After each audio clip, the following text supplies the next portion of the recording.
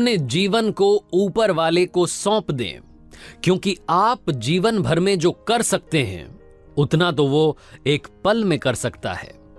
Hi guys, मेरा नाम है आरजे कार्तिक और आपके लिए एक छोटी सी कहानी। ये कहानी महाभारत के युद्ध की।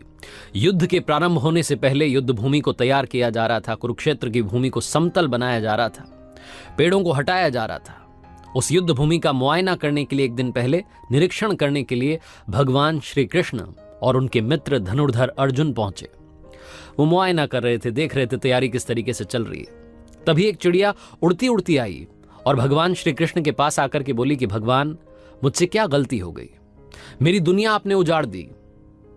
यहां युद्ध भूमि को तैयार किया जा रहा है, पेड़ों को गिराया जा रहा है। एक हाथी ने आकर के मेरा पेड़ गिरा दिया। मेरा घोंसला उस पर था, वो घोंसला गिर करके जमीन पर आ गया। उसमें नन्हे नन्हे बच्चे हैं। हमारी जान बचा लीजिए भगवान, अब सब कुछ आपके हवाले है। भगवान श्री कृष्ण ने कहा कि मैं इसमें क्या कर सकता हूं, मैं तुम्हारी मदद नहीं कर सकता। ये तो नियति का पहिया है, समय का पहिया है, घूमता चला जाता है। इसमें मैं क्या कर सकता हूं बताओ? वो चिड़िया रुआसी होकर के बोली कि भगवान, मुझे बस एक इजाजत दे दीजिए। भगवान ने कहा कि बोलो, क्या पूछना है, क्या इजाजत चाहिए? तो उस चिड़िया ने कहा कि भगवान, मैं आप पर विश्वास तो कर सकती हूं ना? भगवान ने हामी भरी। अगले दिन युद्ध शुरू हुआ और युद्ध की शुरुआत से पहले भगवान श्री कृष्ण ने अपने दोस्त अर्जुन से कहा, अपने मित्र से कहा कि मुझे अपना धनुष और एक तीर दे दो, एक बाण दे दो। अर्जुन ने अपना धनुष सौंपने से पहले पूछा कि केशव, आपने तो प्रतिज्ञा ली थी कि आप शस्त्र नहीं उठाएंगे। क्योंकि अर्जुन चौंक गया कि भगवान को शस्त्र क्यों उठाना पड़ रहा है, ऐसा क्या हो गया? तो भगवान श्री कृष्ण ने कहा कि वो सामने हाथी देख रहे हो, उस हाथी ने उस चिड़िया का घोंसला गिराया, उस पेड़ को नष्ट कर दिया जिस पर उस चिड़िया का घोंसला था। मुझे कुछ तो करना पड़ेगा।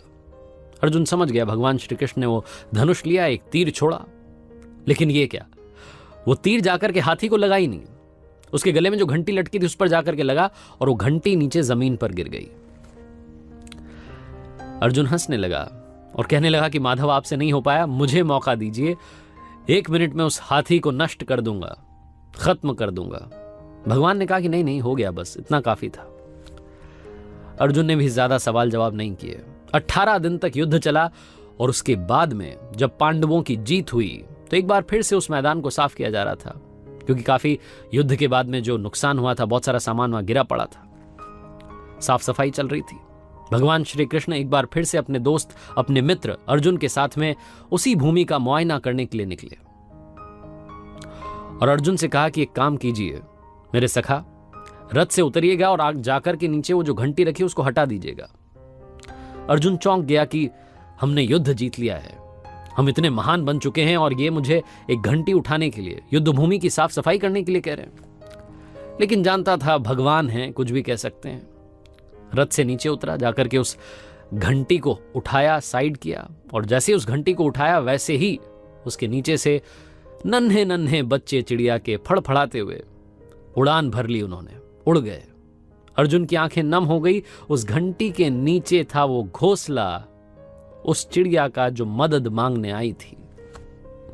18 दिन के युद्ध में वो चिड़िया और उसके बच्चे सुरक्षित रहे, क्योंकि घंटी वहां पर उनका सुरक्षा कवच बनकर आ चुकी थी।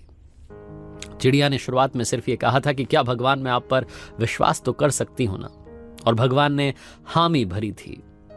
कहानी बहुत छोटी है, लेकिन हमें सिखाती है कि दुनिया में हमारे सामने चाहे जो परिस्थिति आ जाए, एक काम कीजिएगा, अपने जीवन को ऊपर वाले को सौंप दीजिएगा, क्योंकि आप जीवन भर में जितना कर सकते हैं उससे कहीं ज्यादा तो वो एक पल में कर सकता है। आरजे कार्तिक इसीलिए आपसे अक्सर कहता है, हमेशा आपसे कहता हूं कि ऊपर वाले के आशीर्वाद के साथ, अपनी सच्ची मेहनत के साथ और अपनी फैमिली के प्यार के साथ कर दिखाओ कुछ